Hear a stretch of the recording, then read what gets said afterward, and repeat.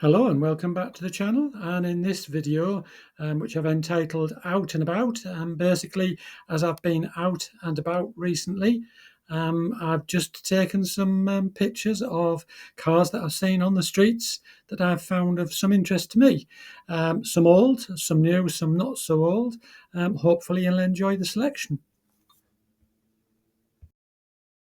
As you'll see, it's an MG ZS 180 and it's finished in a beautiful colour of copper leaf red. You'll see that it's the first generation with it having the twin headlights at the front. And I like the big spoiler on the boot lid. It's got the 2.5 litre KV6 petrol engine. And this was a very nice car indeed. What we have here is a 1961 Morris Oxford Estate, or the Traveller. It's the Series 5, or the Farina models as they're commonly known. And what you'll note about it is that it's the A55 and not the A60. And being the A55, it means it's got the 1489cc engine. It would have been one of the last produced because production ended in 1961. And of course it was replaced by the A60, which had the 1622cc engine. Interesting one, this one, because it's a Type 2 VW camper, and as you'll see, it's got the split screen, which means that it's a T1, and you'll also note that it's left-hand drive, but it's registered on an N plate, which is 1975. Now, the T1 was only built in Europe until 1967. But then production moved to Brazil, where they remained being built until 1975. So I concluded with this one, it's probably a T1 that was built in Brazil in 1975.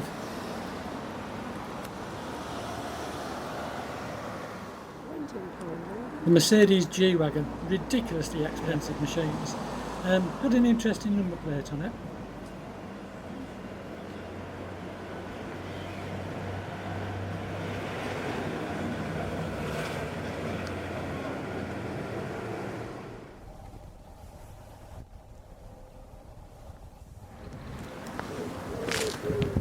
A long time since I've seen an Audi 100, and this was a very early one.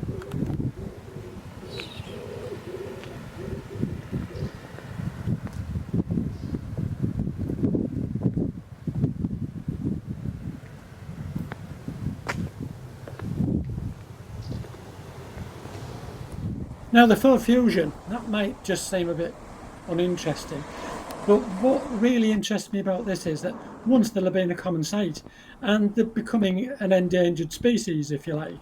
But the Saab convertibles, you can't deny, offer a heck of a lot of car for the money. The Audi A2, I think they were a bit of an oddity personally. I think the main selling point when they brought them out was that they were constructed from aluminium, and as I understand it, rearward vision wasn't that good. The Volvo 7 and 9 Series estate cars, commonly referred to as the antique dealers' cars, I've been amazed at how many I've seen at car shows this year, and they're becoming quite popular with people. Another interesting sight, the VW T3 pickup. Yeah, looked in very nice condition. Wasn't expecting to see that.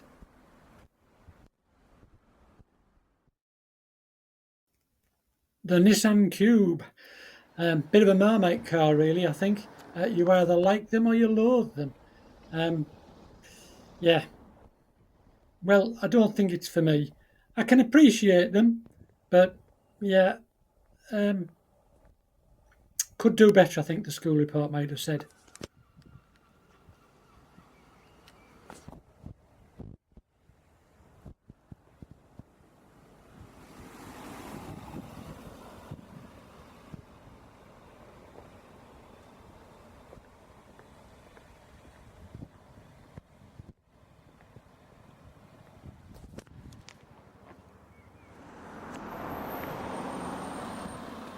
Yeah, I'm a big fan of Maseratis. I love them.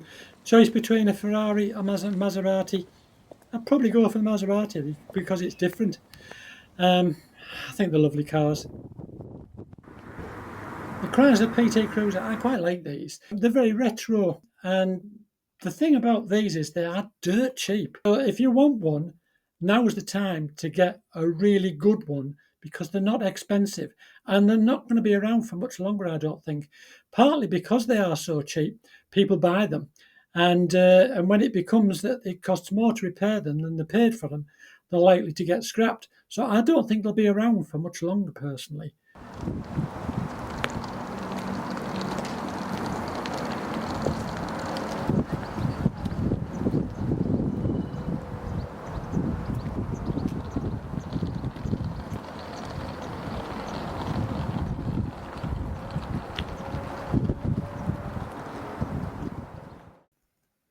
So why have I taken a picture of this Subaru Forester in a car park? Well, if you take a look at the number plate, you'll see why. We're in England, and if you read the number plate, the cars actually come from Arizona. How much must that have cost to bring it over? Unless, of course, the owners in the forces and brought it over with them. But